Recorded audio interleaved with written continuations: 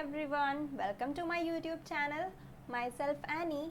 और हमने स्टार्ट किया था एनसीईआरटी क्लास 6 हिस्ट्री का चैप्टर 1। चैप्टर का नाम है what, where, how and when.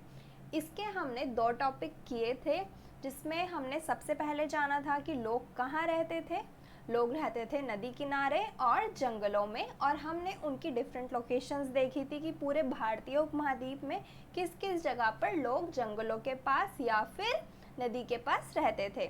उसके बाद हमने जाना भारतीय उपमहाद्वीप के बारे में कि भारत को एक उपमहाद्वीप क्यों कहा जाता है, क्योंकि भारत की प्राकृतिक सीमा का निर्माण किया गया है समुद्र, सागर, पर्वत से।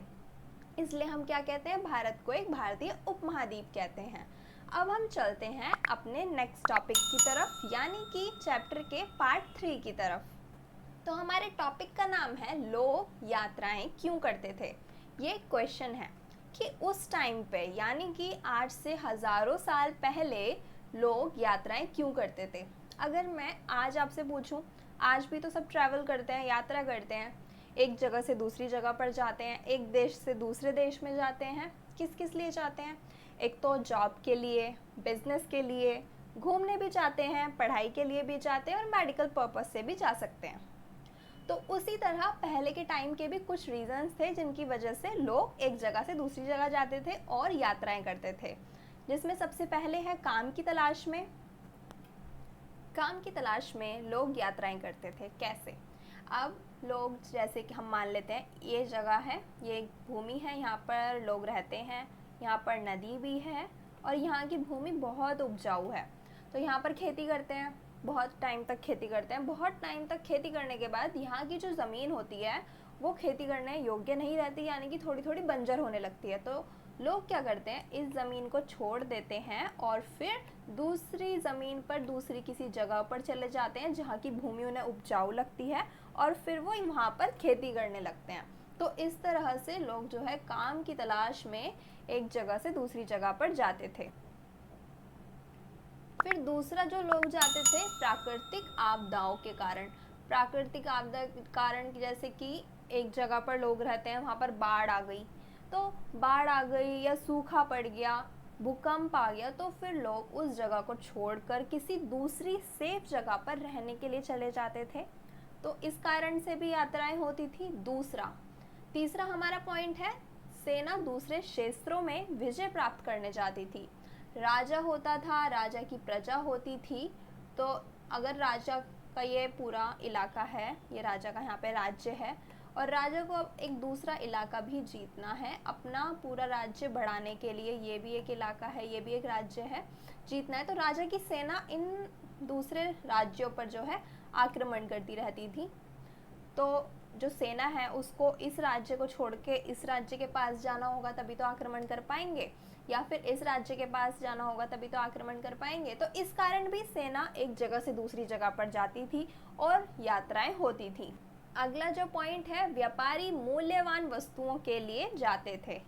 व्यापार करने के लिए जाते थे। व्यापारी मूल्यवान वस्तुएं, जैसे कुछ उन्होंने मोतियों की माला बनाई, या फिर कोई भी व्यापार, कपड़े बनाए, कोई कपड़ा बनाया, रेशम का कोई कपड़ा बनाया, कॉटन का कोई कपड़ा बनाया, कुछ भी चीज़ें बनाई जो उस टाइम पे मूल्यवान हुआ करती थी। किसी मिट्टी के खिलौने बनाए किसी तरह से, तो वो उनको बेचने के लिए एक जगह से दूसरी जगह पर जाते थे।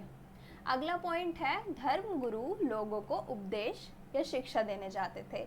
जैसे कि हम बात करते हैं भगवान बुद्ध की, वो भी एक धर्म गुरु थे, और वो शिक्षा देने के लिए, उपदेश देने के लिए एक जगह से दूसरी जगह पर जाते थे। और इस तरह से पुराने समय में बहुत से धर्म गुरु हुआ करते थे जो लोगों को शिक्षा देने के लिए जाते थे, अपने धर्म का प्रचार करने भी जाते थे। तो इस तरह से वो भी यात्राएं करते थे। अगला पॉइंट है, नए स्थानों की खोज के लिए लोग अलग अलग जगह पर जाते थे।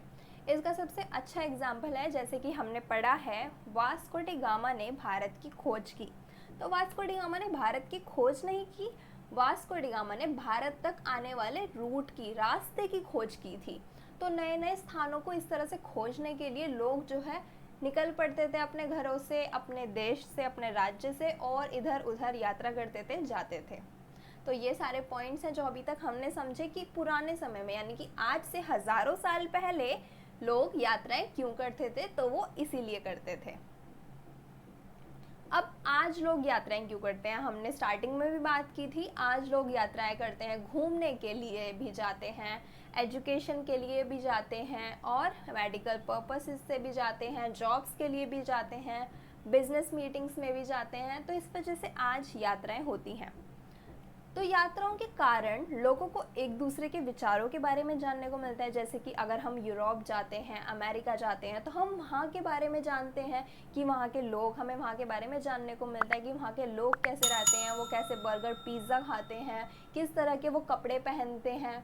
और अगर कोई विदेशी भारत आते हैं तो वो हमारे बारे में जानते हैं कि हम कितने सारे त्यौहार मनाते हैं, कलरफुल कपड़े पहनते हैं, और हमारे यहाँ बहुत अलग अलग तरह के रीति रिवाज हैं, उनको हमारे बारे में जानने को मिलता है।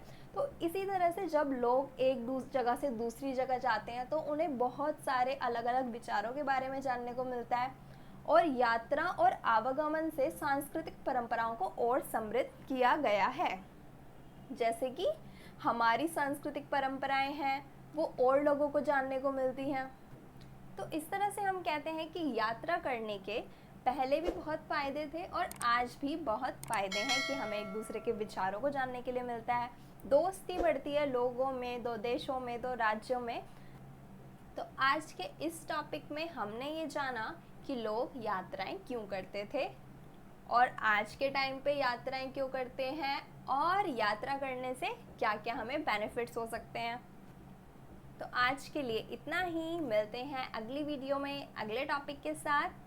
अगर आपने चैनल को सब्सक्राइब ना किया हो तो सब्सक्राइब कर लेना, बेल आइकन को प्रेस कर देना, और सोशल मीडिया अकाउंट से जुड़ने के लिए आप हमारे पेज को भी फॉलो कर सकते हैं। Thank you.